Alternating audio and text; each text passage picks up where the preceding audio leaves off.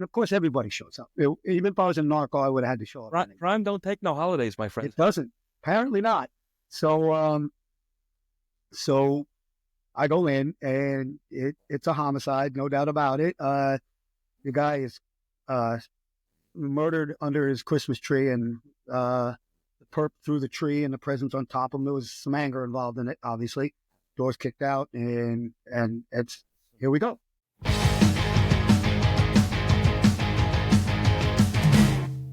Hey, how you doing?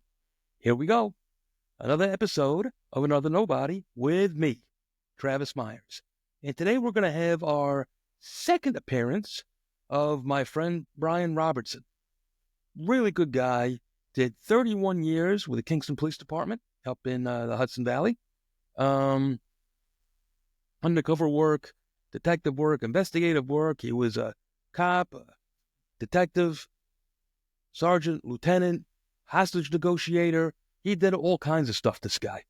Very, very interesting man. All right? That's why we had him back for the second time, because we didn't get to talk quite nearly enough the first time around. Anyway, I'm happy you're here. Check him out. Enjoy.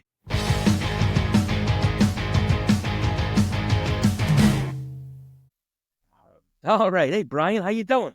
Good, man. How are you? Good to see you again. So nice to have you back. So nice to have you back. I tell you what, that last show was a big hit. A lot of people wrote in about that one. You know, they liked you very much. Absolutely. And we're so you're able to come back and sit with us again. So let's just jump right into it. Well, you know, for everybody, if people didn't listen the last time, okay, we have with us today Brian Robertson. All right. 31 years in the Kingston 31, yeah, 31. And still currently working for the DA's office as an investigator, correct? Correct. Yeah, so you have quite a long history in the crime. It's been a ride. Yeah, I'm sure it has. I mean, the majority of that, again, for people that didn't listen last time, was as an undercover, or as an uncle, as we like to say, doing all kinds of narcotics work for cities all up and down the Hudson Valley. Some pretty hairy stories. But then you were also promoted to sergeant and eventually lieutenant for KPD, where you went back to patrol, got stuck in the squad, and yeah, I mean, did just about everything. I know you worked for the marshals a little bit too, correct? I did, correct. Yes, as a TFO. So, I mean, I don't know where to start, but why don't you tell us, I don't know, maybe working for the squad, you probably caught your first homicide. How's that? Sure. That's a good start. So for me, like kind of coming from a narco background, and so Kingston, I'll just give you an overview of what the Kingston Police Department's detective division compiled of. Yeah, please. It's a night squad, a day squad, and a night squad, right? We didn't have night squad midnight to. We didn't have the midnight shift we had on call for that. You know, it's a smaller PD. We didn't have the manpower to cover all three shifts. So we actually do the same thing in New York City. Oh, you did? We call night watch. Night watch, right? It's a squad that works, but detectives rotate in and out of it. Oh, so you actually had guys on from midnight to 8. Exactly, but again, it's not the squad. Right. They'll catch the cases and then refer them back to the squad. I remember hearing about that. That's okay. Oh, that makes sense. Somebody's on, but it's not their case. If that makes sense to you. So for us, we would have on call for the month, right? So you were the on call guy for January, whatever shift you worked, day shift or evening shift. Mm-hmm. You were covering midnight to 8. You're the on call guy. Right. If it was, I don't want to say, I'll use the term, but like a bullshit burg, you came in, you got it started or whatever, and you would own that case for the most part. If it was a shooting, all hands on deck, everybody's coming in. You know, that's just the way it is. A homicide, obviously the same thing. So the paradigm's a little different. We didn't have a homicide unit. We are the homicide unit. We're catching birds. So when I went into the squad and learned that side of it, that's how it worked. Like everybody else, you start on nights and you work your way to days or whatever. So you don't rotate. You don't bounce back and forth. We didn't rotate. No. It was by seniority. And seniority pick. Some people wanted the 4 to 12 shift because for their lives or whatever, or second jobs or whatever it was, their kids, whatever. Most people wanted to work their way to days. So the squad consisted of, 8 or 9 of us, basically split in half. And basically, the way the cases worked, if a heavy case came in, we all worked it. So even when I was in narco is connected, is detective. It's connected to the detective unit. So even in narco, we would help them if something happened. It was all hands on deck if it was a heavy case. Yes. And if it was not, even if it was a bad burg, most of the guys from the squad would say, "Hey, Johnny Jones got burglarized the other day," or "We think this. You know anybody that knows this? Can you put your word out with your CIs?" And we would help out with their cases. We would help, bring those guys in if they were willing to talk. We'd have them talk. We'd try not to put the CIs on paper, obviously, but point us in the right direction. Tell us who we're looking for. It would cut down a lot of the running around. You know how it goes. Yes. So that's how that worked. When finally, it was kind of strange. I was in narco for a long time as a detective. And then at one point there was time to say, "Hey, we're going to put you in the squad for a while. You need to get squad time," and which I agreed with. I kind of wanted to try something different. And it was great for me because I did have a lot of sources, so it made it easy. Yeah. However, it's also very difficult because I'm not used to that whole, there was a lot more paperwork involved. It was new paperwork. It was new methods of investigating. I was used to, hey, get the information, go, move, let's go, and let's get to the next one, or build a big narco case. Well, it's a funny thing, too, that what people don't realize about narcotics is, well, for us, we used to call our complaints kites, and I'm sure they probably still do. Yeah. We call them kites because basically we could fold them up in a paper airplane and throw them out the window. We're selling drugs or they're not. There's not a lot of investigating, and I'm not knocking, most of my time was as a narcotics detective. We're not knocking narcotics guys for that, but the fact of the matter is there's not a lot to investigate here. Right. Either are selling drugs or they're not selling drugs. Right. Right? But when you have, I don't want to say more serious crimes, but more detailed crimes, there is a lot of investigation, a lot of paperwork. Yes. It's attached to these cases. And I'm not even talking about a homicide. That's the big one, or god awful rape. I'm talking about even, thinking about the things that these white collar guys do, these heavy, larcenies that again, it's just miles and miles of hours of paperwork. Just to get to the collar. You're right. Yeah, go ahead. But people don't understand that. Yeah. And I learned that the hard way. I mean, I worked with the squad guys for years. I worked with them and understood that, but I was more of a narco-based guy. And they would come to me for this or that, and I would go to them for this or that. It was, and I always felt like we were all, hey, it's all together. And again, like I'll say this about Kingston, we are the homicide unit. Everybody was. Like when a homicide happened, all hands on deck. It didn't matter if you were narco, if you were juvenile detective or whoever. Everybody showed up and everybody worked. So we worked those cases together. And I watched because initially, and coming up, even when I was White Shield, I was assigned to the detective division a lot because I was doing a lot of narco stuff still. So they would bring me in and I would help out any way I could, right, with those cases. Let's go out and get leads, do this, do that. So you learned it. And I remember thinking, like, when these homicides were happening, we had, by virtue of Kingston being what it is, enough plenty of homicides for us to go around. And I remember everybody kind of catching them, and I always see the case agent freaking out. And I'm like, "Hey, what are you worried, man? We're all in it together. Don't worry. We got you. Like, if you fail, we fail. If we fail, we're all, don't worry just because your name's on it, blah, blah, blah," right? Until it was my turn. And then when it's in my name, I said, now I get it. Now I get it. I own this one. And I didn't have a collar on that guy for 4 weeks.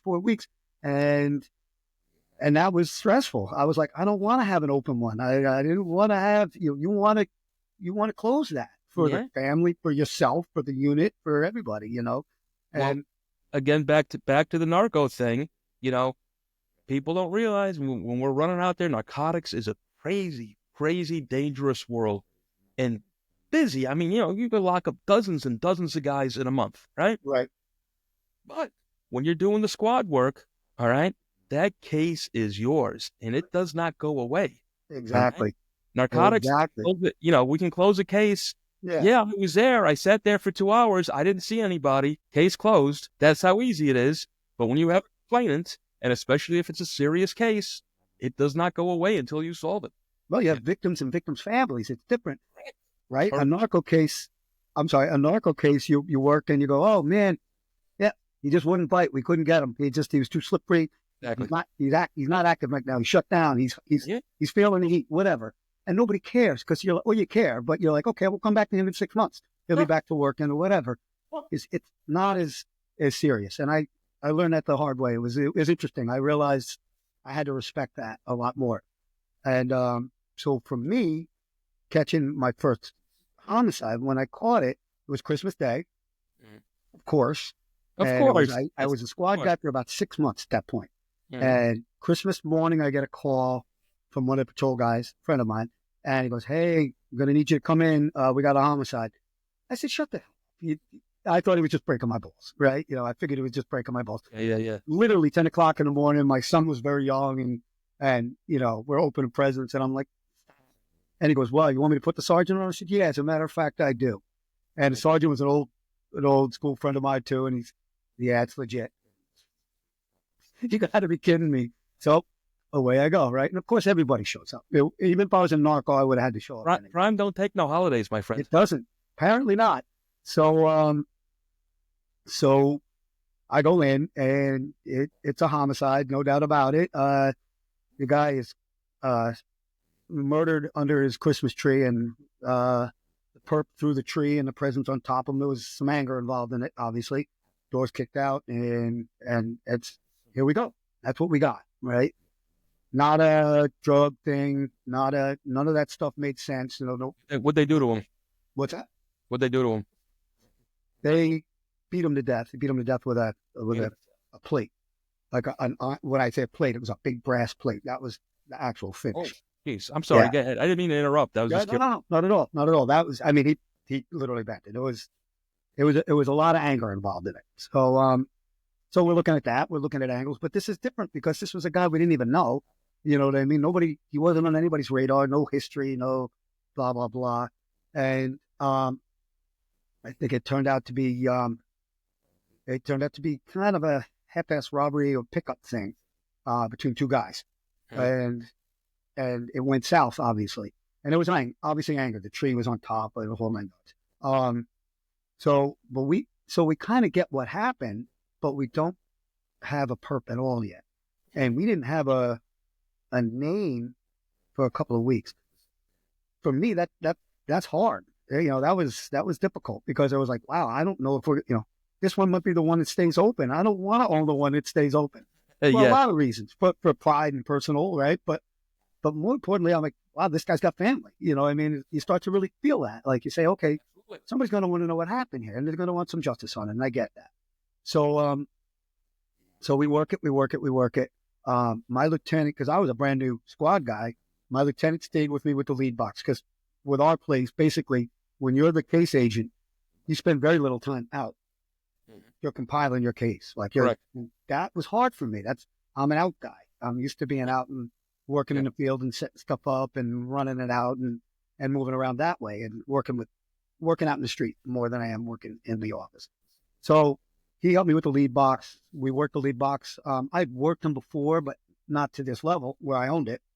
And I'm working the lead box and doing my thing and sweating. It's like 2 weeks in, and we start figuring out where this guy might be. We send people out, and we eventually make a collar on the case, which is great. Now, the other part that was hard for me is we took this uptown to it's a homicide now. So the lead box, it's still a paper box. It's computer and paper still. We're in that era, right? Let me interrupt you for one second there. The lead box for our listeners is it's your file. Right. It's your folder. It's my case file. Everything that you have is literally in a cardboard box. Right. So, all the information goes into that box. Just again, so people know what we're talking about. Right. We're talking, but some of our listeners may not be privy to. Thank you. Yeah, I'm talking to you, and I keep forgetting. I got to remember to do that. But yeah. So the thing about a lead box, too, generally speaking for us, anyway, and I don't know if it's true with you. Small cases or small amounts of leads or whatever, they usually kind of get eaten up in a narrative. Yeah. A lead box, once a case gets big and you're sending leads out, they're leads that may be dead. They may be we followed up and no further. NFI, right? No further information. That's a dead lead. So moving on, we're proactively making, hey, we got a line on so and so that might know the guy. Okay, that's a lead, and I would assign that lead to the detective out there. I was used to being on the other side, being the guy assigned to go out and find it. So this was now I own this in my first 6 months, so I'm working my way through it. Yeah. So the case goes on. Not only are you the arresting officer, you're also the administrator in charge of this case. Exactly. Something that, and I know it's the same for you as it is for us, that people don't realize. When a detective catches a case, it is your case. All right? Correct. The captain is not the boss. The sergeant is not the boss. The lieutenant is not the boss. You own it, you know? And people don't realize, again, the responsibility that comes with that. Right. And what comes at the end of the day is you're the one that goes uptown to the DA's office, and you're the one that looks like an idiot if you don't have it together, and you look gold if you got your act together. So that becomes important because all the people involved, you're talking about probably 30 people involved with leads running out and doing this and that and the other thing, not counting other agencies that assisted. Like we caught this guy out of county, out of state somewhere. I forget where we caught him. We, not being me, I was in the office with the lead box with my boss, just grinding it out and making calls and keeping it going. So I learned a lot about the lead box because I'd been involved in plenty of them, and plenty of my paperwork's been in there. I'm not owning it. Let's back this up just a little bit and describe the crime. Tell us exactly what happened to this poor guy. Yeah. So it seemed to be some kind of meeting. It might have been a sex thing going back and forth or something. It was some kind of meeting like that. That's what we suspect. And there was a rage somewhere. The guy that he brought back was a rage. So the perp just had a rage. I don't know if you think these two guys were lovers? Yes. Yes. Yeah, that was the theory, you know, and I think casual, you know what I mean? I think it was a casual thing. And something went bad and this guy just went off. And you could tell just by the destruction and the disrespect at the end of it, you know what I mean? So that's it. There was passion involved, for lack of a better way of putting it. We track it down. We figure out who we believe the guy is. He's on the run a bit. We do some work. Again, not me, I'm the one inside. They go, we get the guy and we bring him back. And now the case, this is the part with squad work that's different for me too. You know, prosecuting a drug case is a lot easier because you know you got the right guy because you grabbed him at the end. You know what I mean? Usually with drugs on him, right? Or you have wires and you have video and audio of them and 4 cops that can testify, yep, I bought drugs from that guy. This is different. So we have a built case. It's a great case. And I'm just going to go back for a minute. Even as a patrol guy, I remember helping, we had a detective that was by far one of the most experienced detectives that I've ever worked with, still working with a typewriter and didn't want to go to a computer, would just bang away on a typewriter. Absolutely amazing guy, right? But old school. And when it came to warrants, I was writing a lot of search warrants, even at patrol level, but kind of patrol assigned to narco, just because I had gotten used to that. So I would write warrants for him. He'd say, hey, can you write one of the search warrant for me on this? Because you're good at search warrants. So I was like, okay, yeah, no problem. Like, I felt pretty badass writing search warrants for the detectives, you know, as a young guy. Like, look at this. And this is one of the best detectives I know, right? Yeah. So I start to feel like I can hang with these guys, you know, and I felt like pretty good about it. So I fast forward. Now I'm getting to the part where I have to take this homicide to uptown. And I have to sit with the DAs and the ADAs and go over the case, right? Big giant lead box. And they send me up because I'm a new guy. I'm a new detective and it's a homicide. They send him up with me, right? And I sat with him and so we sit with the DA, the ADA handling the case, my partner and him, right? My partner, Rick, I'll say his name. Rick's there and I'm sitting there. I'm like, okay, I've conferenced many cases up here. Now I'm sitting here with a lead box with 400 leads or whatever it is in it. And I look at him and I realize pretty quick I'm in deep water, right? I'm like, no, if I'm going to know, you know, I don't remember where everything, you know, he wasn't the case agent.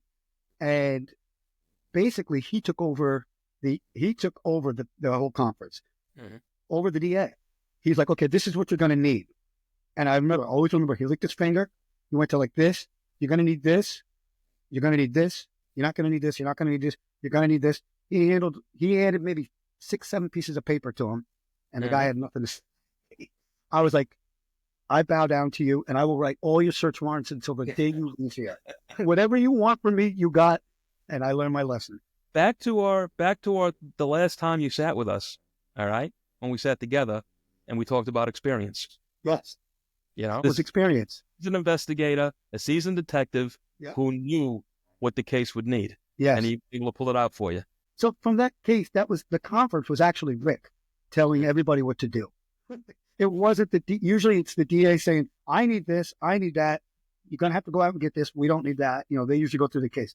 Rick literally saved all of that problem for him by handing him what he needed. Right. And because he had such a reputation up there, there was really no second guessing him or questioning him. You know, he would say, do you have this? Yeah, but you don't need that because you got this. Yeah, you're right. And that was the end of it. Like, I would have been there for weeks and then they would have slayed me. So I learned my lesson. You know, you got to be prepared when you go up. So case-wise now, how long did this take you? The case? So it took you a few weeks to solve? Yeah, to collar him? Yeah. Oh, yeah. Yeah, we collared him. We got him in handcuffs probably 2 or 3 weeks in, which wasn't too bad. But still, it was a little nerve-wracking. You know, it's nice when you know where your guy is and you go and you do a warrant, you go get him. And did it turn out that he did indeed have a relationship with this person? Yes, but again, super casual. You know what I mean? Casual, just a meetup. Yeah, it was a did he ever admit what threw him into a rage? Did you find that out? No, but we got a conviction. You know, we got a conviction. He wasn't forthcoming, but it was. You know, so there was no confession involved in it. No, we didn't get him on confession, but we didn't need it. We got it. You did say it was a pretty horrific crime scene. Yeah, it was a horrible scene. It was a horrible scene to have to see and have to be part of on a Christmas day like that. It's a sad situation, you know. And the guy lived alone, so in some ways that was a good thing. Nobody came home to that per se. Right. Know, we didn't, but not that I remember anybody actually had. You know, it wasn't a whole family involved in the house or anything like that. So it could have been worse, but it could have been better. You know, I mean, it's a homicide. You know, there's no nice. What's that? There's no nice ones. No, there's no happy ending on them. Yeah, there's not at all. So that was an interesting case, and that's when I learned my lesson about why the case agent sweats. You know? Yes. I'm like, why is this guy sweating this so much? We're all in it. We're all going to win or lose. I always felt like, hey, we're a team, and we are. But like when it's your name on it, you don't want to have that open case for 15 years. You know. So now, correct me, but I'm pretty sure I am correct. This was not your only experience with a holiday homicide. Correct. Right? So that's true. So on a Thanksgiving, right, either before or after that, that come to my head right now, we had this is an interesting case. We had not during the holiday, we had a little girl get kidnapped. All right. So she's kidnapped. We get up on that pretty quickly and we make an arrest on it. It was a very serious case. He kidnaps her, takes her outside of town, kills her. And now who is he? It was Larry Whitehurst. It was Larry Whitehurst's case. Was he related to this child or was it no, he's related to the child because it was a domestic thing and he killed the child because it was an ex or a girl that he had been with. So, pretty brutal. He murdered this child to punish. Yeah, right, because of the domestic part. So, pretty horrible situation. And so that was not the Thanksgiving part of it, but that was a heavy case. We worked it for quite some time. We make a collar. We're feeling good about that. No problem with the case. Case went smooth. It's going through the court system smooth. So it's in the paper. It's a big case. It's been in the paper quite a bit. Fast forward or rewind if you want to go that way. Somebody reads the article in the paper and makes a phone call and says, we have a missing person, a female missing person. It's been missing for a while. We suspect she left the area. or we don't know where she went. She had a salty history, a little bit of a history, so we weren't really sure. She might have just moved, right, and just flew out of the scene. Nobody knew where she went. Case was an open missing person for probably 6-8 months or whatever, maybe something like that. So somebody reads this in the paper, reads it, who it was, who the perp was. He's been arrested. Makes a phone call to us and says, "Hey, last time I saw the victim, she was walking down the street with that guy." Okay. So now we're like, So I'll rewind a little bit. When we go to the house of this gentleman, right? We're in the house. We search the house, obviously. We get a search warrant. We search the house because he's the suspect. And we're down in the basement. And it's an old typical Kingston house. And you know Kingston. You own some of the houses in Kingston. You know how they are. Old, basements are old. And there's an old furnace spot where there used to be a regular, like a boiler, probably the old school boilers. But there's nothing there. It's just brick and it's cement on the bottom where the boiler used to be. And one of our guys is standing there, another detective. He's an old school guy. And he goes, fresh cement, right? So we both kind of go, yeah, imagine that. But we're only hours after her missing. So that's impossible. It's not wet cement. It's hard cement, wet, but it's not wet. You know what I mean? It's just fresh.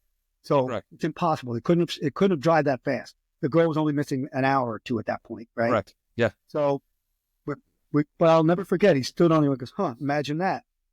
We don't think about it anymore. We go, we do the case, we call her. So now we go back to the house. And now the last place she was seen was going into this house with this gentleman because that was his house. Mm-hmm. So lo and behold, this is on Thanksgiving. We're in the basement breaking up concrete and we're digging it up. And a hand came out. So obviously not in good shape with a phone cord on it. So, with a phone cord on it? Yeah, her hand was tied with a phone cord. Yeah. So she was obviously killed and buried in the basement and he cemented over it.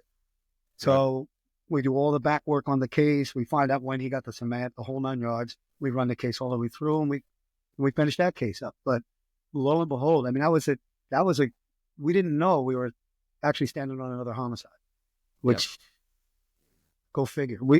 It just didn't make sense. And we weren't even thinking about that. We're dealing with trying to find this kid. You know what I mean? So it was, quite the shock. The first case led to the second case. Correct. And it was it was because it was in the media so much that somebody picked up the paper and went, wait a minute, because they saw a picture of the guy after the collar and said, the last time I saw her, she was walking down the street with him and went into that house. Right. So of course we got to go back and lo and behold, he's a bit of a, I don't know if you go serial, but that's two that we know of. Now we start looking at him pretty hard, Yeah. So. Yeah. Now, how difficult was that to prosecute? I think we didn't really have to go much further because he's life. Mm-hmm. So I don't know how we actually ended that. I think we held that. Once that went into the DA's office, again, I went back to work to doing what I was. I'm not sure if I think we convicted on that one too. I think they lumped it all into one at that point. I'm not sure. I have to double check myself, to be honest with you. But again, I should know, but I just remember we solved the situation, at least. We solved the missing person. I felt at least there was some closure there. Because there was always a thought like, was there foul play, but nobody knew why or when or how it could have been. Like, again, she had a checkered past. She could have gone anywhere, so. It is what it is. Terrible, terrible, terrible stories.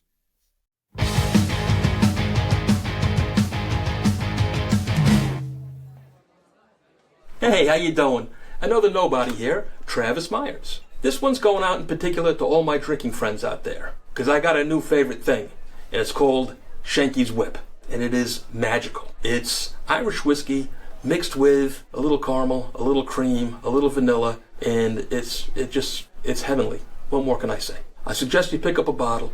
You can have it as a shot with a cold beer, like I like. On the rocks, it's great. Mix it with a little cola. I promise you, you're going to love this stuff. Next time you raise a glass, think of me, I know the nobody, Travis Myers. Hey, do the right thing. Hit that subscribe button so you don't miss any more of my nonsense. All the best, my friends. Buy our books! Back to our narcotics days, Yeah. how often we would snag people up with drugs, and it would turn out that they were wanted for homicides, even multiple homicides. We got a guy one time who was wanted for 3 homicides, and we just happened to catch him, selling drugs. Right. Who knew? Right. So, Again, we always say that, right? That's the building blocks. I mean, it's involved one way or the other, almost always. always. Yeah. So now, what did you prefer? Did you prefer squad work or narcotic work? I enjoy narcotics because I'm an ADD kind of guy. I like to, I like to chase the rabbit. I enjoy that. I enjoy working the case, moving it, and moving on to the next one. You know what I mean? I would say I'm built more for that. And in this day and age, when you're doing a homicide, it's down to geofences and, you're getting cell phone warrants and What is a geofence? a geofence would be like to track a phone and see what phones were in the area. That's not my, that's before my time. I'm before that time. I'm like right on the cusp of it. Like the detective that worked with me when I was at KPD as a lieutenant, Mm-hmm. I had great guys, and I'll say this right now. One of my guys, who's now my boss, works uptown, was always good at that stuff. He was just a natural. So he came to me, and I'm not going to profess just because I'm his boss that I know anything. I'm like, you do that. Tell me how it works, and whatever you need, I will get you resources. Yes, Never, just because I was a boss, didn't say I knew anything more than he did. If you had a question on the narco case, no problem. Yeah. No problem at all. So a good story with him and I, actually, he's a Spanish speaker, and he knew a lot of the people involved in this case. The FBI had a case that just closed and just made the paper now up here, but we wound up working on it with them. And we helped them. It was a case of a homicide that happened just outside of town, just outside of Kingston, but it stemmed from a Latin gang case out of Queens and Brooklyn. Mm-hmm. And they catfished one of the guys up here doing the wrong thing, I guess, talking to somebody. They catfish him. They bring him up to just outside of Kingston, murder him, bury him in a hole. And long story short, that stuff gets back to the FBI. They wind up here. Let's slow that down and back that up a little bit again for our listeners. Yeah. Okay. When you say they catfished him to bring him up here. Again, sorry about that. Yeah. They lured him up here. They lured him up here and got him up here, took care of him. They murdered him brutally, filmed it, and it was pretty bad. It was a bad situation. Tell you, these guys are crazy with that now. Yeah.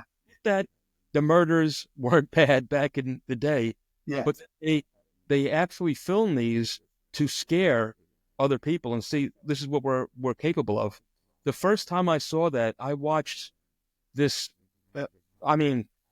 Shocked the shit out of me. You know, and to be a tough guy, right? Right. And where they had this poor woman who they literally cut her arms off while she was alive before they killed her, and filmed the entire thing as a threat to what's going to happen to you if you mess with us. Interesting, because this was the same kind of thing, mutilation involved and everything. Put him in, cut him open, the whole thing. Vicious, horrible. But this guy did it. They also do it for proof for their shot caller, and that's what was going on here. Yeah. Yep. Mm-hmm. They wanted to prove to the shot caller work is done. You know what I mean? So it's interesting to see how that goes. Like, and it to them it seems almost casual. You know what I mean? And these guys all went back to work the next day, like nothing happened. Yeah, it's strictly business. So we wound up working on that case because initially people were coming up and we were seeing people involved not really talking to us. And I had a conversation with the state policeman. What's going on here? I heard they were in town, but we weren't really talking yet. So I was like, we need to have a meeting. And so this is a gang from Queens who's working in Kingston or working... Well, had connections here as well. Again, the New York gangs in Kingston and, between the Bloods and this and that, this was a Latin gang thing. They had people up here. So it was a lot of the people that live here are second generation. Mm-hmm. I'm from New York. You know what I mean? We're all a lot of people that live here are still connected to New York to some degree. Some of us with police work, some of us with crime, right? So that's what's going on. So the connection came, they brought them up here to do their work. They did their work. So the detective and myself, because he, one, knew all the people, two, spoke Spanish. And for me, on my end, I do part of the case already. I brought him in on it with me. I was a detective sergeant at the time. I said, you and me, we're going to work this together. We're going to go help these guys. Now, once the feds came up and we all sat down and talked, we got together great.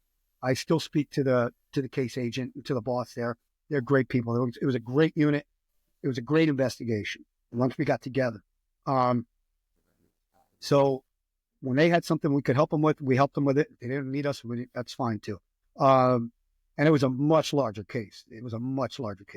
Again, they just put the press release out not long ago, so it's an open thing now, but it's an amazing case. So I would go with him because one thing I'm pretty good at is talking to people. And one thing I'm pretty good at is kind of interviewing people on our end, like treating them not necessarily like a CI, but you know how it is when you talk to a CI.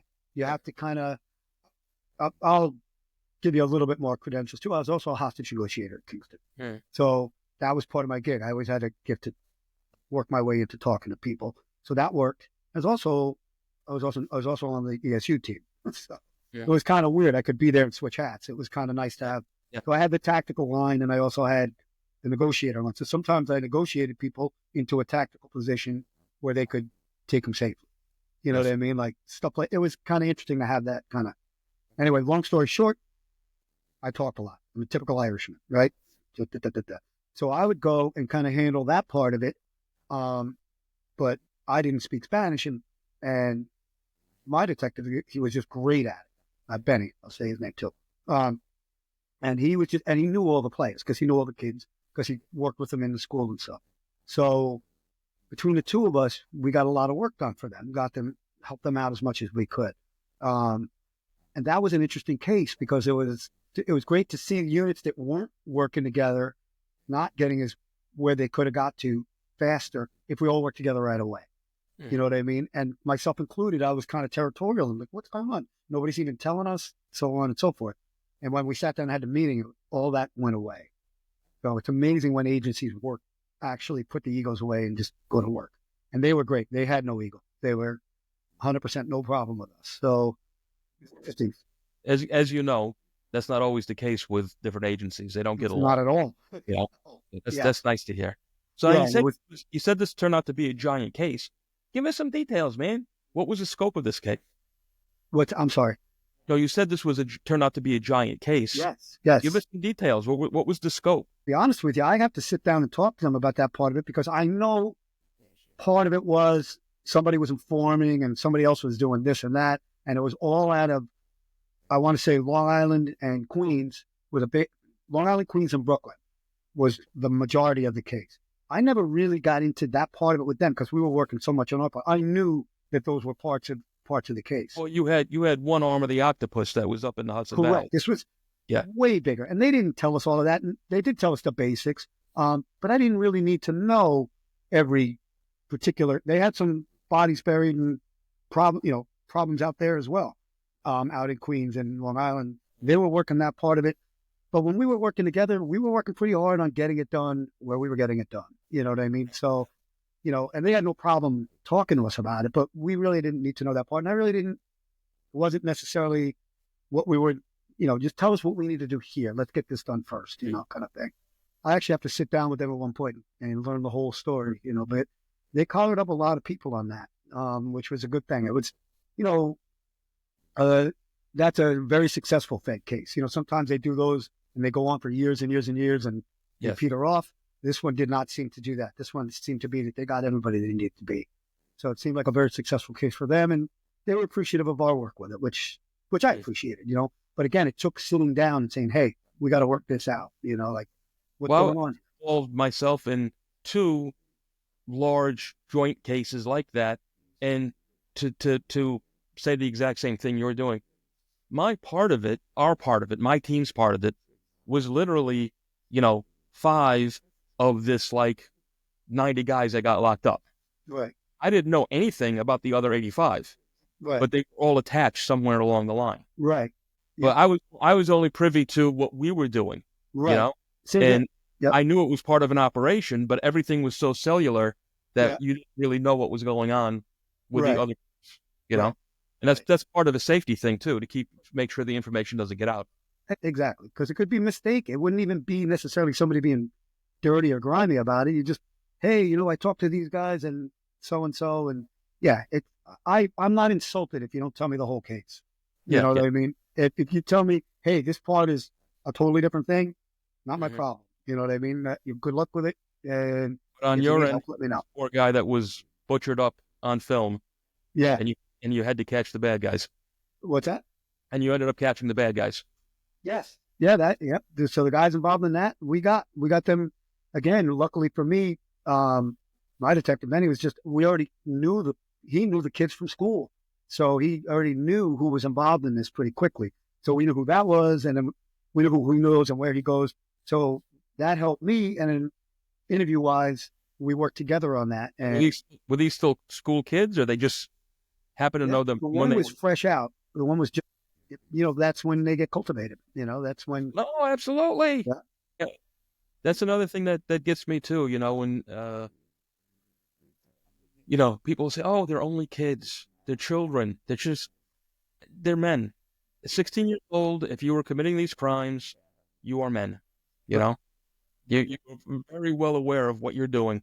You know, and there's no remorse. There's a maturity that comes with that. You know, that is the average person does not understand. Correct. And it's a brutal world. That whole, you know, the heavy gangs like that are just brutal. They're just there's just no respect for life, none. Vicious. You know, watching that film and just looking at it, going, oh my God, this is no respect for life whatsoever. You know? No. And it's a shame at a young age. Oh yeah. No, but again, that's like you say. That's when they're recruited. That's when they're taught. Yeah. And not for nothing, that's when they're the most malleable. Correct. You know, it's when they don't have geez, what can I say? The backbone to say no yet. Well, you know? Exactly. They're picked up and they think it's I want to be part of this. This is what I want to be a part of. Yeah. And they're pulled into it. Now, this was an FBI case, you said, right? That was an FBI case. Did you tell me you did something with the marshals too? Did you do something big with the marshals one time? Yes. So I was a TFO, temporary field officer. That's it. You get assigned to. I was assigned to the marshals quite a few years. I had a great boss in that unit. He was very good at just getting everybody together and making a solid unit and reaching out locally. So the marshals have it, like the marshals are the marshals. My boss in that unit ran basically a task force, and it's basically geared around cultivating local law enforcement and putting them in as TFOs, and then he would run us. Now, there were marshals involved in the case, and a lot of the guys I worked with were deputies from other counties or patrolmen from different agencies that knew everybody. It's a task force that's put together. So compiled a task force of local people, which makes a lot of sense because the U.S. Marshal, even if he's assigned somewhere in Northern District per se, he may know a lot of people, but that's a huge area.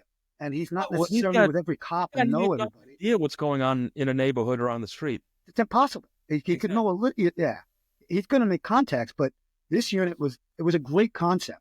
I thought, like, once I got involved in it, I was like, this is huge. This is great for them and super great for us. Because the way it worked is if I had, well, first of all, if he had anything that was revolved where he would run a sheet and say, hey, so-and-so has been through Kingston, he would call me, right? And I would be like, oh, yeah, we know who that guy is. He's been through here before. We haven't seen him in 2 years, but he had a girlfriend on Henry Street. And I can find her name for you. I can get into my system. And, oh, yeah, he was collared up with her back in, 2 years ago, which gives him somebody else to talk to run a phone number, to do whatever. Or, yeah, he's here all the time. So we get together, we do a hit, we do a surveillance, we do a hit, we do our homework, and we hit and we get him.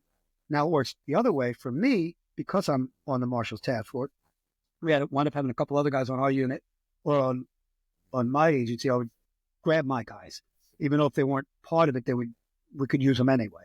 Mm-hmm. So we would get together and go look for somebody for them. On the opposite side, if we had any cases where somebody we just couldn't find and they were out of the county, the state, whatever, I would call him. I would call my boss in the Marshals, and I would say, "Hey, can we do a Marshals case on this?" And absolutely, and it would be like a collateral. He would. So say my guy's in Iowa, he would send a Marshals Task Force in Iowa to snatch our guy, bring him home through Con Air or whatever they do. Manpower, and now your manpower is spread all over the nation. What kind of are you working with the Marshals then? What did you do with them? Give me an example of some of the cases you did with the Marshals. Well, first of all, murders would be top notch, but even just guys with felony warrants that have been out there for long enough that have bad rap sheets. Those were guys I'm not going to go to the well all the time for, hey, this guy's wanted on a burglary warrant and for no show. That's our problem. We'll deal with that. You know what I mean? But he's a serial burglar and he's being looked at for a homicide. We want that guy, right? Or he's got an old homicide on his sheet. He's dangerous, whatever it may be. Or he's a rapist. Any of those things that would pique his interest, I would bring to him and say, hey, what do you think? Can we do a case on this? Can we do a Marshals case on this? And he was always great about it, even if they were a little bit lower, but local problems, you know. Right. So I'll give you a great case, a great story with the Marshals. So we have a guy that he's a problem child for us, burglary wise, right?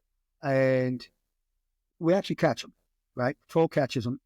We had more than enough to lock him up, warrants out for him, whatever. We catch him. They're bringing him down to headquarters. He got loose in the car and got loose on the guy bringing him down. Oh. Snuck out of the car. He's a burglar. He's good at getting skinny. He slipped through the window in the front and went out slipped a cuff, somehow got loose. Made a case on that with them because that was personal. Yes.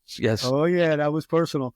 And so we worked that case. We wound up catching him down in New York through the Marshals. Just another great case. You know, just one of those cases where having that long arm, we wouldn't have been able to get him.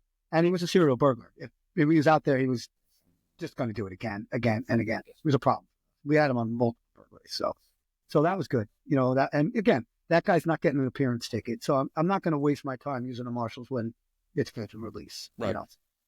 So, pretty interesting. Another interesting one, an interesting way of catching him down in New York we did was pretty good. We have one of the investigators in the DA's office is amazing at catfishing people in, or again, I'll use the term, leading people into where we need to lead them. We had a Marshals case. It was in the Bronx. We need to catch the guy. He moved from one place, and we didn't know where he was living at the next place. So I called her all the time, used her all the time for like, hey, can you find this guy? And I could give her half a name, and she's like, is this the guy? Send me a picture. I'm like, that's the guy. Yeah, we'll get it, right? So we work it out. She uses a pretty good ruse about sending a check to the guy because the guy moved to another apartment. We heard, still in the Bronx. She says, oh, I have a check for you, but it needs to be signed for, but nobody's at your address, yada, yada. Oh, no, that's great. I live at so-and-so now. Mm-hmm. Marshals, us, we all go down to the Bronx. I bring one of my narco guys who's just that guy, knows everybody, and just always picks the guy out, right? Yeah. So they're all sitting out. I'm sitting with the boss and with the Marshals, and we're both sitting in the van, offset a little bit. We're sitting in the truck, just offset. My guy goes, I got him. He's out here. It's summertime in the city. Guy standing out on the corner. There's 12 guys in there. He picks them out. He goes, he's over there, blue coat. Got him. He's right there. Scoop in and get him. Like it was just, and we would never had that resource between the Marshals and the task force. We're all local guys as well. Not all. A couple of them are Marshals. A couple of them are us. And so you have more money, more manpower, more equipment. Force multiplier. Yep. Yeah. And it works both ways for them. They can, we've captured guys for them without even having to make a big case out of it because we're like, yeah, we know exactly where he is right now, so sometimes it works, So that same person catfish or put one together for me one time. I call up and I'm like, look, I'm getting my chops. This is a sex offender out here and everybody keeps seeing them. I need to find them. And she's waiting to get on an airplane. She's down in Florida. She's waiting to get. I catch her and I hear she's in an airport. Yeah, She's on on vacation. vacation. Yeah. So I'm like, oh my God, I'm so sorry to bother. She goes, no, give me the guy's name. I get the name. She calls me back in 5 minutes. She says, I got him coming to the corner for you. He's going to be on East Chester Street. And Lincoln. I'm like, are you kidding me? I set up a box. I go up there. I'm like, yeah, send him over. Yep, he's going to be coming to you any minute. What's the rules? What got him to come? I forget what she used. She used something. I think it was a sex thing. I think she set up a sex, hey, I want to meet, blah, blah, blah, blah, blah. You know what I mean? Like, so, because he was a deviant, like that way. So, got him on the corner, and I'm like, lo and behold, walked right into us. So I'm like, beautiful. You know, I always say to myself, be careful. That girl could take away your birthday and your social security number if you want. Yeah. So, very impressive when it comes to that. So yeah, like, again, it's all resources. You know, it's all resources. Oh, absolutely. Absolutely. It comes, you need the manpower, you need the equipment, you need the time, et cetera, et cetera. And all of those things add to the time. Right. You know? Exactly. Because if you got to do something else, you can't do this. That's how simple it is. Right, right, exactly. So and 30, again, well, I'm sorry, with that? I'm just going to say 31 years on the job, right? All these, different avenues that you took. What was your favorite? My favorite time in the job? Man, I loved all of it. I loved all of it and I hated all of it. You know how it goes. It is Some days you're like, what am I doing? I remember when I left, I think I told you, it was like, I got that call and I was like, I think it's time. You know, this will be a good move for me. And it's time to move on and pass it on, to the next group. But I was lucky. I was blessed to have the career I had.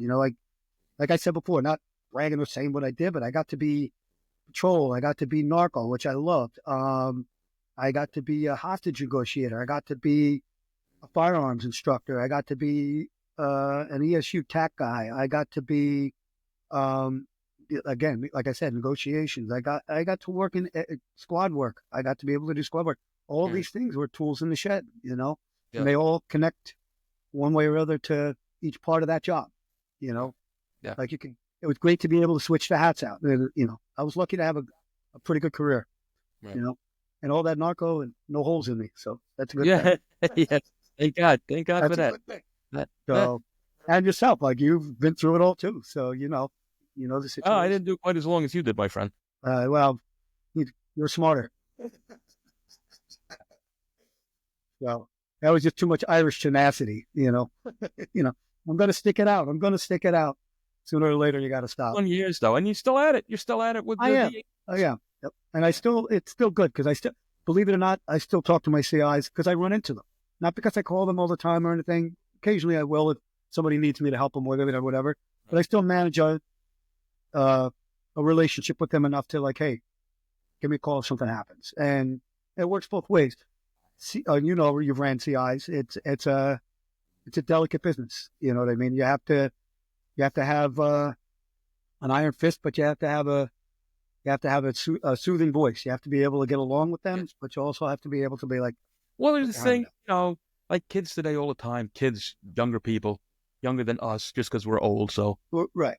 Everybody always wants to talk about empathy, and you must be, in order to do this job, empathetic and sympathetic to where people come from. If you can understand where they come from, which again, we're all people. Each of us grew up the exact same way. It's just someone took a different road, If you can understand where they come from, let them know that you understand where they're coming from. You're right. And being in a local situation, like not New York City, I see these people all the time, and weirdly, of course, seeing all the old cop friends of mine, I love that, right? And we all catch up or whatever. And sometimes we don't see each other for a while or whatever. But even running into guys like Collard or guys that I've negotiated or that I've had run-ins with or OCIs, still like say, hey, how you been? Like, hey man, how you been? Or it's nice to be able to have that because I am going to run into them. It is a small community. That most of the time, and there's a bunch of people there that don't like me. You know what I mean? Well, they hold a grudge. I know. Exactly. I've had 2 or 3 2 or 3 times where money was put on me, loosely, but it got back to me. So those are kind of scary. You know, you worry about that. And again, I know what you're talking about, but tell the listeners what you're talking about. Money put on you. Yeah. If people wanted to have a hit on me, they put a hit on me. Right. Exactly. So, and these are low-level people that with not a lot of money, but trying to put hits on me. And well, all you need is the right guy that's that low-level money. You know, that's scary because they're just hungry enough to do it. For me, I handled that myself on the couple of times that it happened by, again, because of having decent relationships with my CIs, even when I didn't owe them one or they didn't owe me one, they called me and they were like, hey man, I hear so-and-so's looking to put a hurt on you, you know, or they put a number out on you. I'm like, really? So I handled that by myself, you know, not by myself, like by myself. Yeah, pretty much. I would get a hold of that guy, sit down with him and say, I heard you're looking for me. If you got something to say it now. We'll hash that out right now. And, oh, no, I didn't mean anything by it. I don't know. I was just mad, blah, blah, blah, blah. All right, well, get on mad because sooner or later, this is not going to end well for you. Everybody knows now what you did. You know what I mean? So, and it worked. Squashed. You know what I mean? I didn't want to make a big thing out of it. Then it makes it worse. And then if it doesn't go the way, I wanted to control that myself. In other words, I wanted to make sure that was done the way that I felt comfortable with it for me and anybody around me, you know? So it's you know, I mean, none of it was, hey, nobody's putting a number on me for $100,000. Nobody's got that kind of money here. Luckily, we're good. But, you know, you have people that don't like you and you have people that like you. Yes, sir. But it happens, and you got to be aware of it. You have to be careful. Yeah. So, but for me, it's in the same community that I'm still working in. So it's interesting. Like, it's not like I can go from one borough to the next and almost like you. Well, for myself, I have, you know, over the years, maybe 4 times run into people that I had, you know, like when I say run into, obviously when you're working the precinct, you see them all the time. Right. But I'd be down, you know, I worked in the Bronx. I'd be down in Manhattan, you know, and I'd run into a guy and I'd go, shit, you know. And 2 of those times, one guy actually called to me from across the street, came across and shook my hand like we were friends. Really? Very strange. Yeah, it was just strange to me, you know. Another fella, I was on the subway, I'm going home. Young kid comes up, you know, and I didn't recognize him at first because, you know, you see 1,000 guys and he's probably 2 or 3 years older than when I had locked him up. But when I would ride the subway anyway, I would always have my little pistol in my pocket, you know. So I have my hands in my pocket when I'm on the train. Exactly. So if I have to, right through my jacket, you know. This kid comes up to me now and says, you're Myers, right? I said, yeah. He said, yeah, you arrested me a couple of years ago for a stolen car. And I'm like, oh, where's this going to go? But before I could even get the words out, he says, man, you rescued me. That's the words he used, rescued. You were rescued. Really? He says, after going to Rikers Island, I was never going to go there again. Good. I said, how about that? It actually worked that time. Right. It actually worked that time, you know? Right. And it makes you feel actually good. You know, like, it was like almost happy to see me, you know? Right.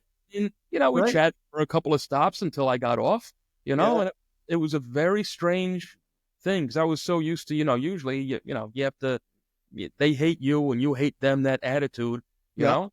Yeah. For that particular kid, it was an interesting ride home that night. You know? Yeah, right? It makes you think. It's pretty good. Exactly. I do want to tell you, I know it's separate from kind of what we're talking about, but we're talking about the gun in the pocket thing. Yeah. So I got a good UC story for you real quick. So you'll like it. I was working with the state. I was buying guns from a guy whose name was Killer. Give me a break. Come up with a better name, right? So, yeah, right. All right. I'm like, really? You guys are sending me on that? But okay, whatever. So I go, I meet the kid, whatever. I buy a handgun off him. Then I buy 2, whatever. Like, we're going to buy a couple. We're trying to see what else he's got. So then he calls me up and he says to me, hey, I got this fully automatic shotgun. Oh. I had it modified. You want it? You know, it's a expensive shotgun, all jacked up, blah, blah, blah, supposedly, right? This turned into a very interesting case. So this is getting cool. So I'm like, all right. I said, I'm in. It's $1,000 or something, right? So I'm like, okay, so now I got to go up there with $1,000. And I meet this kid, and I'm like, I'm not going to take this thing unless I know it works, right? So I'm just praying the backup follows me. It's in a small village, right? But we're going to take a ride up. I said, let's take a ride, and we got to go shoot it up in the woods or something, right? So I just pray the backup follows me because I had to go. I didn't have a choice. It was the only way. I got to do the UC, and I got to pray my backup is that talented, and they were. Seriously good backup. And I knew that. I wouldn't have done it if I didn't trust the backup. So I'm driving up there, self-service is sketchy, and I know it. We're up in the middle of nowhere. We're going to drive off a back road. And they didn't know this was going to happen, so they're freaking out a little. I knew they were going to be freaking out. They did the right thing. They stayed with me long enough. We pull off, go into like this little dirt road. And we take the thing out and go to test fire, right? So I'm shooting it, and it shoots fine, but it's a semi-automatic regular shotgun. It's not So automatic. I'm like, I said, this thing ain't working, man. It's supposed to be full auto. I said, fuck. So I don't think he was whipping me. I think the guy fucked up whatever it was that he was doing to make it work, right? Yeah. So he goes, let me try it. Shit. Now I'm up in the woods with a gun dealer with, who knows, I got at least 1,000 in my pocket and nobody's around. I'm like, shit, this is not going to end well. So I did the same thing. I had my 38 in the pocket. So I give him the gun, and instead of standing away from him, tell me what you think. I stood as close to him as I could. I'm like, yeah, it's fucked up. And I had my hands in my pockets because it was cold in my coat, and I had the gun pointed right at him. And I figured if he swung the gun towards me, he'd have to step back, and I could get one shot off. I had a revolver, so I could get more than one off. And I already had this in my head because backup couldn't be anywhere near me. Right. If they saw a car out there, we would have been screwed.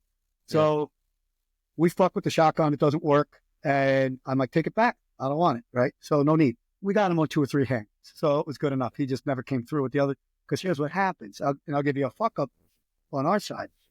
I got my UC phone, right? My job phone, we made my UC phone.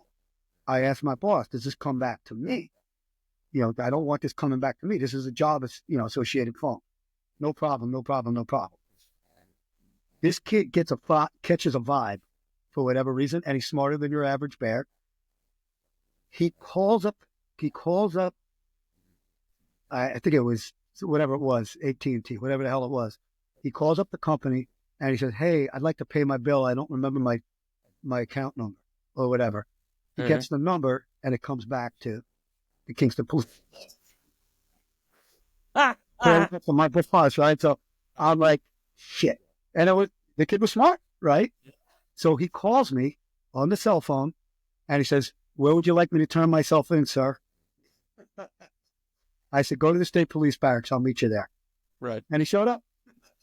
Wow. And I luckily didn't get myself killed. I was like, damn it. So, word to the wise, I don't do that anymore. So, I'll register the phone in the name that I want to register it in. So, obviously I had a fake ID and stuff by then, but it was too late. I already had that phone, Right. So. Now, did you guys do that?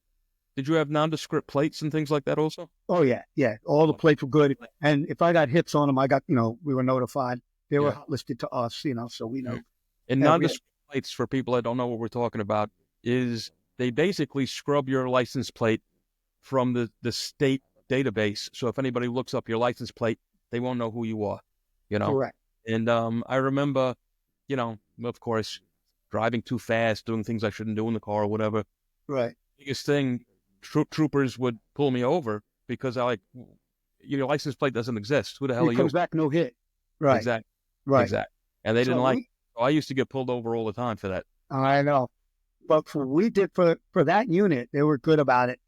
We had plates that came back to a company, to a bullshit moving company or some shit. I'm like, I work for those guys. They give me this car to take home because I got to drive the truck back and forth or whatever. I had an excuse if they ever ran it. Right. So, and I had a fake license. So that was a legitimate license in the system under a different name. So, so I was pretty much covered.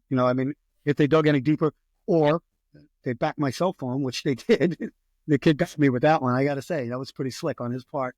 That was one spot we didn't figure. For him. Yeah. Good looking out for him. That's pretty wild. And he did the right thing. He just turned himself in. Yeah. I said, well, I didn't even bother fucking with him because I knew damn well he had it, so I was like, yeah. What did you do? You bought 2 guns off of him? I bought 2 or 3. I think I might have got 3 off him. I got 2 handguns And then I bought the rifle. I'm pretty sure that's what it was. Yeah. Yeah, we were setting up another one, and he must have got squirrely, got a vibe, felt like, I don't know this guy. And he did his homework. I give him credit, So that was my little story on the side with the use of stuff. It just made me think of that with the whole gun right in the pocket thing. I was like, I hope this works. But I felt bad for the backup. When they got back, they said, man, what the hell? We were sweating bullets. Because they didn't know, they expected me to just do the buy and get out, and that kind of, I was like, well, I hope that's thinking on the That's what I like about revolvers, especially if it's spurless. You can I had no hammer. Yeah. No, that's spurless. Yeah, no hammer. You keep it in your pocket, it'll work perfectly well. Yeah. Absolutely. So, can't do that with an automatic. So. No. Right. And again, if there's no such thing as jams, if it doesn't go off, pull the trigger again. Right. So that's the best part about them. So, I always like them. I always do. No playing around. Yeah. So, all right. Really, honestly, I'm good with a 38 plus P. That works. Me too. That works. I don't want to get shot with any of them. No, nothing would be bad. So, yeah. No, so that's that was just one of my silly stories. But going back to the people that you meet, it was funny. I walk around with my girl. We're talking like she works in. She's worked with me for years. Like she's always catching those cases with me and stuff like that. And she remembers a lot of the cases. We work together all the time. We're very close. She will run into somebody and goes, "You remember that guy?" And I'm like, "No." She's like, "You negotiated him off a bridge." I'm like, I forgot about that guy. You know what I mean? Like, I just don't remember. It's a case. It's a job, and you do it, and you forget about it. Add up after a while. What's that? They do add up after a while. Yeah, they do. They do. The next thing you know, you've got hundreds of people and the years go by. They change. They look different. Yeah. And I just don't remember. She just had that memory of those cases. She's like, there's a couple of them there that like, hey, you remember that girl right over there? She was being held hostage by her boyfriend. You negotiated him out. Remember that? And I'm like, that's the girl? I was so fixed to the other part of it. She goes, yeah, she knows who you are. She says, and I'm like, what's nice to know? You know what I mean? Like, so there's some good wins. Those are good wins. Like, oh, absolutely. Absolutely. Yeah. It's always good to put somebody bad away. We all get that. But it's always kind of nice to be like, hey, you saved somebody off a bridge. You know what I mean? Or something like that. That's a plus. That's a huge plus. No, I always like those stories, though. Yep, they're good ones. So, Brian, it's been so nice sitting with you again, my friend. It really has. You too, my friend. You too. Thank you for letting me ramble on. No, ramble on. I think we blew through this like it was nothing again. It's so easy talking to you. Yeah, you too. So, until next time, my friend. Yes, thank you so much. Really appreciate it. Nope, thank you very much. Thanks for having me again. All the best, brother. Take care. All right. Good guy, right? I really like this kid, Brian. Good man. Did a lot of good work. That's it. Thank you very much for tuning in. Please do the right thing. Hit that subscribe button. Hit that like button. Tell all your friends so they can come and visit me here at Another Nobody. We appreciate it. All the best, my friends. Goodbye. Listen up. This one's important. I'd like to try to encourage you, please, to give to the Stephen Siller Foundation, Tunnel to Towers, at T2T.org. That's letter T, number 2, letter T.org. Do good for those who've done good for you.